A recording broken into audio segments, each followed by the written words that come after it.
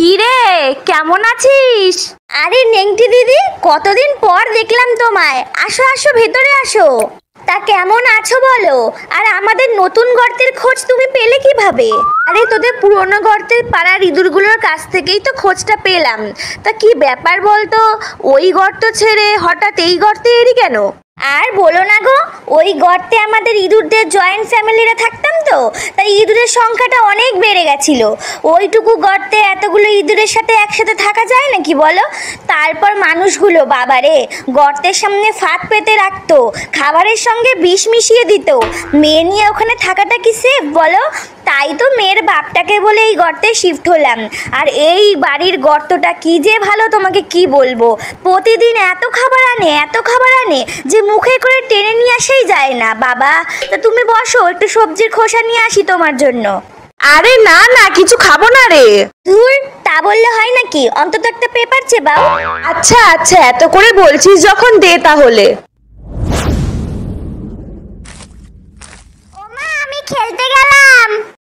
কতবার তোকে বলেছি না ওই ধেড়েদের পাড়ায় খেলতে যাবি না? কথা কানে যায় না? যা গর্তে ঢোক, একদম বেরোবি না। তুমি যা ওই ধেড়েদের পাড়ায়। আসলে ওরা জঙ্গলে ঘোরাঘুরি করে তো, সারাদিন রোগমুখ ছড়ায়, ভীষণ আনহাইজেনিক। আমি তো মেয়ের বাবাকে মাথা দিব্যি দিয়ে রেখেছি যে না, ওই ধেড়েদের পাড়ায় একদম না। যার জন্য এসেছি সেটা শোন আগে। তোদের পাশের ফ্ল্যাটের খাঁচায় একটা সাদা ইঁদুরের ফ্যামিলি থাকে, ওদেরই ছেলেটার সম্বন্ধ নিয়ে এসেছি তোদের মেয়ের জন্য। ওমা, তাই নাকি? হ্যাঁ রে, ছেলে তো পুরো ধবধবে সাদা, একেবারে রাজপুত্তুর। বাহ, এতদিনের শখ আমার এবার পূরণ হতে চলেছে। এই মোনা, আবার বেরোচ্ছিস গর্ত থেকে? ঢোক বলছি।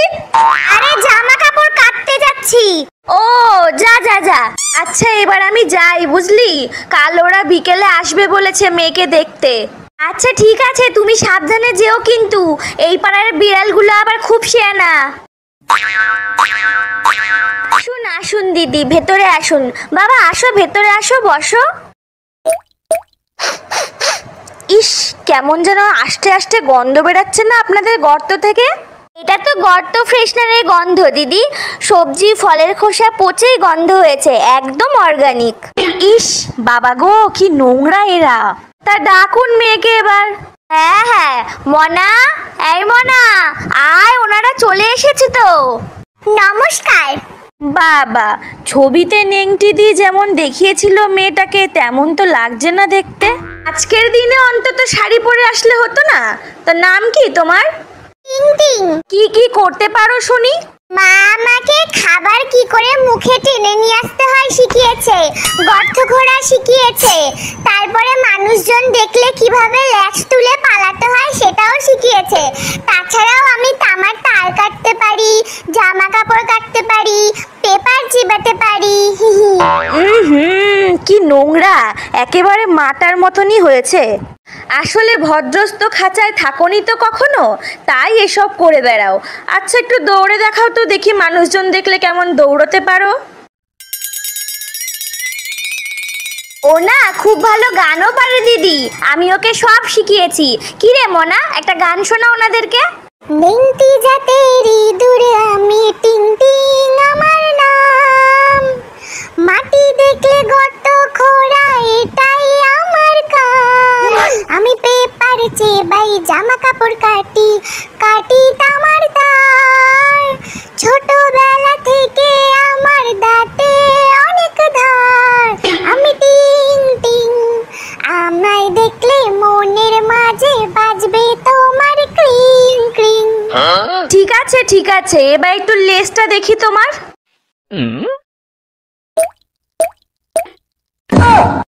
ওমা বাবু, এ কি দেখছি রে? এত মোটা কালো কুৎসিত একটা লেজ, এটা ইঁদুরের লেজ না বিড়ালের লেজ? ছি, না না, এ বিয়ে হতে পারে না। আত্মীয় স্বজনরা দেখলে লজ্জারা শেষ থাকবে না। চল বাবু, পালা এখান থেকে, চল চল চল। দিদি দাঁড়ান, শুনুন, যাবেন না এভাবে দিদি। ও মা, ওরা এত অপমান করে চলে গেল শুধুমাত্র আমার লেজটা এরকম বলে। আমার মনে আর বিয়ে হবে না মা, এর থেকে ভালো আমি ইঁদুর মারা বিষ খেয়েই মরে যাই। একদম না। ওই সাদা ইঁদুরের জাত কি ভাবেটা কি নিজেদেরকে, ওই তো থাকে খাঁচায় বন্দি হয়ে, মানুষের পা না চাটলে খাবার জোটে না, আবার রিজেক্ট করছে কিনা আমার মেয়েকে। তোর মুখশ্রী কত সুন্দর, পুরো আমার মতো, খালি লেজটাই পেয়েছিস বাপটার মতো।